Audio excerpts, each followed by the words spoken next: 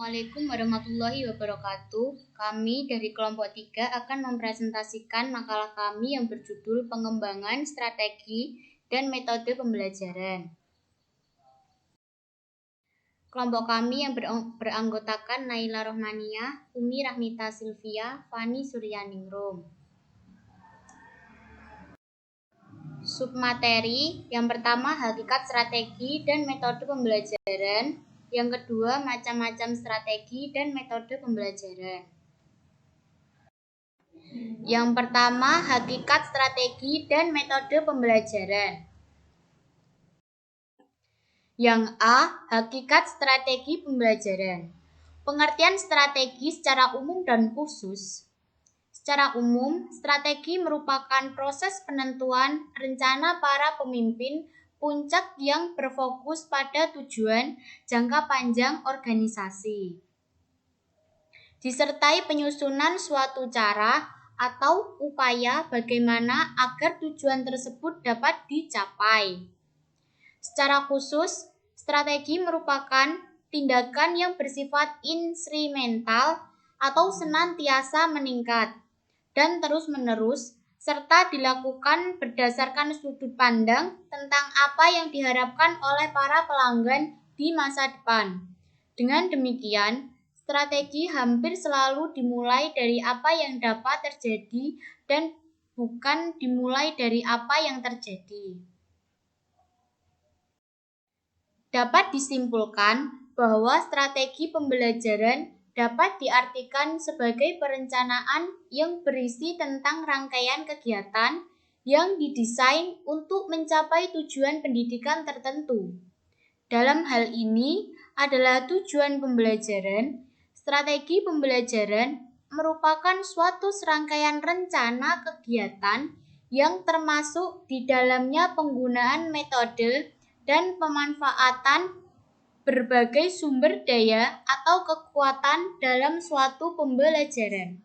Strategi pembelajaran disusun untuk mencapai suatu tujuan tertentu. Strategi pembelajaran di dalamnya mencakup pendekatan, model, metode, dan teknik pembelajaran secara spesifik. Berikutnya adalah hakikat metode pembelajaran. Metode merupakan salah satu subsistem dalam sistem pembelajaran yang tidak bisa dilepaskan begitu saja. Metode adalah cara atau prosedur yang dipergunakan oleh fasilitator dalam interaksi belajar dengan memperhatikan keseluruhan sistem untuk mencapai suatu tujuan. Metode pembelajaran dalam implementasinya memiliki prosedur atau fase-fase tertentu. Secara garis besar yaitu satu proses interaksi belajar. Metode pembelajaran dikelompokkan menjadi 4 fase utama, yaitu yang pertama ada fase pendahuluan. Fase pendahuluan dimaksudkan untuk menyusun dan mempersiapkan mental set yang menguntungkan, menyenangkan guna pembahasan materi pembelajaran. Yang kedua ada fase pembahasan. Fase pembahasan dimaksudkan untuk melakukan kajian, pembahasan, dan penelaahan terhadap materi pembelajaran. Dalam fase ini, siswa mulai dikonsentrasikan perhatiannya kepada pokok materi pembahasan. Yang selanjutnya ada fase menghasilkan. Fase menghasilkan tahap di mana seluruh hasil pembahasan ditarik suatu kesimpulan bersama berdasarkan pada pengalaman dari teori yang mendukungnya. Dan yang terakhir ada fase penurunan. Fase penurunan dimaksudkan untuk menentukan konsentrasi siswa secara berangsur-angsur. Selanjutnya ada macam-macam strategi dan metode pembelajaran. Macam-macam strategi pembelajaran. Yang pertama ada strategi pembelajaran langsung atau direct instruction. Pembelajaran langsung adalah istilah yang sering digunakan untuk teknik pembelajaran ekspositoris atau teknik penyampaian semacam kuliah. Sering juga digunakan istilah talk and talk. Strategi pembelajaran langsung merupakan bentuk dan pendekatan pembelajaran yang berorientasi kepada guru. Yang kedua ada strategi pembelajaran cooperative learning.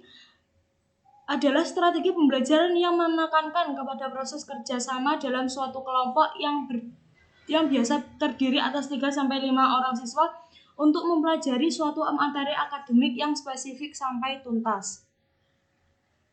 Selanjutnya ada strategi pembelajaran problem solving. Mengajar memecahkan masalah adalah mengajar bagaimana siswa memecahkan suatu persoalan, misalkan memecahkan soal-soal matematika.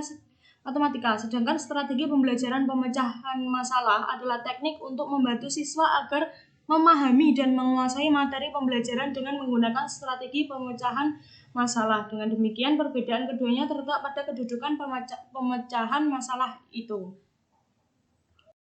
Berikutnya ada strategi mengulang. Strategi mengulang sederhana digunakan untuk sekedar membaca ulang materi tertentu untuk menghafal saja. Contoh lain dari strategi sederhana adalah menghafal nomor telepon, arah tempat, waktu tertentu, daftar belanjaan, dan sebagainya. Selanjutnya ada strategi elaborasi. Strategi elaborasi adalah proses penambahan rincian sehingga informasi baru akan menjadi lebih bermakna. Dengan strategi elaborasi, pengkodean lebih mudah dilakukan dan lebih memberikan kepastian.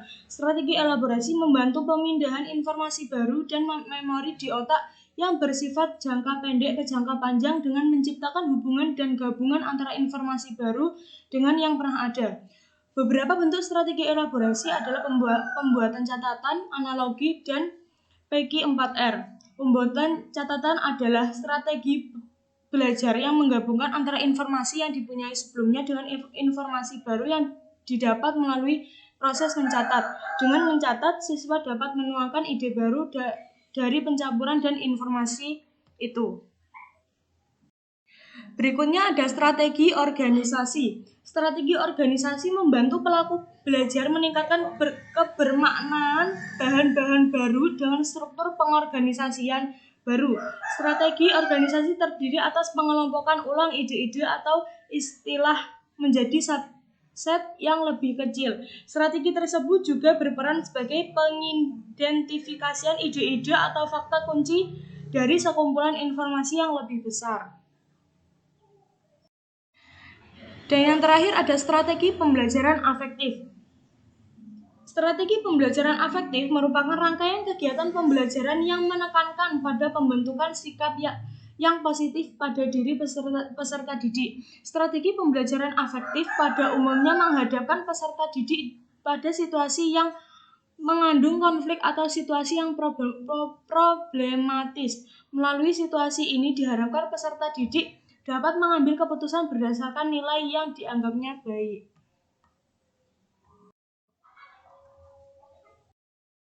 Macam metode pembelajaran. Ada banyak metode yang dapat digunakan oleh pendidik dalam melaksanakan pembelajaran. Yang pertama adalah metode ceramah. Metode ceramah merupakan metode yang memberikan uraian atau penjelasan kepada sejumlah peserta didik pada waktu dan tempat tertentu. Metode ceramah bertujuan menyampaikan materi pelajaran yang bersifat informasi, seperti konsep, pengertian, prinsip-prinsip yang banyak dan luas, serta hasil-hasil penemuan-penemuan baru yang belum terpublikasikan secara meluas. Kedua adalah metode tanya-jawab. Metode tanya-jawab merupakan cara penyampaian suatu pelajaran melalui interaksi dua arah dari guru kepada siswa atau dari siswa kepada guru, agar diperoleh jawaban keputusan materi melalui jawaban lisan guru atau siswa. Dalam metode tanya-jawab ini, guru dan siswa sama-sama aktif. Siswa dituntut untuk aktif agar mereka tidak tergantung pada keaktifan guru. Dari metode tanya-jawab ini ialah untuk mengetahui siswa paham atau tidak terhadap materi pelajaran, mendorong siswa berani mengajukan pertanyaan kepada guru tentang masalah yang belum dipahami. Dengan metode tanya-jawab ini, siswa diarahkan agar mengerti, memahami, dan berinteraksi secara aktif, baik dalam pembelajaran sehingga tujuan dapat dicapai dengan baik. Yang ketiga adalah metode demonstrasi. Sanjaya, Sumantri, dan Permana mengemukakan bahwa demonstrasi adalah cara penyampaian pelajaran dengan memperagakan dan mempertunjukkan kepada siswa tentang suatu proses, situasi, atau benda tertentu yang sedang dipelajari, baik dalam bentuk sebenarnya maupun dalam bentuk tiruan yang dipertunjukkan oleh guru atau sumber belajar lain yang ahli dalam topik bahasan yang harus didemonstrasikan. Metode demonstrasi biasanya berkenaan dengan tindakan-tindakan atau prosedur yang dilakukan. Misalnya, proses mengerjakan sesuatu, proses menggunakan sesuatu, membandingkan sesuatu dengan cara-cara lain, atau untuk mengetahui kebenaran sesuatu. 4 adalah metode diskusi. Sanjaya, Sumantri, dan Permana menyatakan bahwa metode diskusi diartikan sebagai siasat untuk menyampaikan bahan pelajaran yang melibatkan siswa secara aktif untuk membicarakan dan menemukan alternatif pemecahan suatu topik bahasan yang bersifat problematis. Tujuan dari metode diskusi ini adalah memecahkan materi pembelajaran yang berupa masalah atau problematik yang sulit dilakukan oleh siswa secara perorangan, mengembangkan keberanian siswa mengemukakan pendapat, mengembangkan sikap toleran terhadap pendapat yang berbeda. Yang kelima adalah metode simulasi. Simulasi adalah suatu usaha pembelajaran untuk memperoleh pemahaman akan hakikat suatu konsep atau prinsip, atau sesuatu keterampilan tertentu melalui proses kegiatan atau latihan dalam situasi tiruan. Melalui simulasi itu, siswa akan mampu menghadapi kenyataan yang mungkin terjadi secara lebih efektif dan efisien. Yang keenam adalah metode kerja kelompok. Sagala mengatakan bahwa metode kerja kelompok adalah cara pembelajaran di mana siswa dalam kelas dibagi dalam beberapa kelompok, di mana setiap kelompok dipandang sebagai satu kesatuan tersendiri untuk mempelajari materi pelajaran yang harus dikerjakan secara bersama-sama. Metode belajar kelompok yang digunakan dalam suatu strategi pembelajaran bertujuan untuk memecahkan masalah pelajaran melalui proses kelompok, mengembangkan kemampuan bekerja sama di dalam kelompok. Dan yang ketujuh adalah metode karya wisata. Prusian dalam Sagala mengatakan walaupun karya wisata banyak unsur non-akademisnya, tetapi tujuan pendidikan dapat pula tercapai terutama mengenai wawasan dan pengalaman tentang dunia luar, seperti tempat yang memiliki situs bersejarah, museum, peternakan, atau pertanian, dan sebagainya. Tetapi, kalau karya wisata itu sengaja disiapkan sebagai metode pembelajaran, maka unsur akademiknya harus menonjol. Tujuan pembelajaran yang harus dirumuskan secara jelas, materi pembelajaran yang akan dipelajari harus ditulis berupa tugas yang harus diperoleh melalui observasi atau wawancara dengan narasumber yang ada di tempat wisata itu. Dan ketika akan kembali atau setelah sampai di sekolah, guru harus mengevaluasi hasil belajar yang baru mereka kerjakan melalui karya wisata itu. Sekian presentasi dari kelompok kami. Apabila ada pertanyaan, tambahan, atau sanggahan, silakan ditulis di kolom komentar Edmodo. Terima kasih.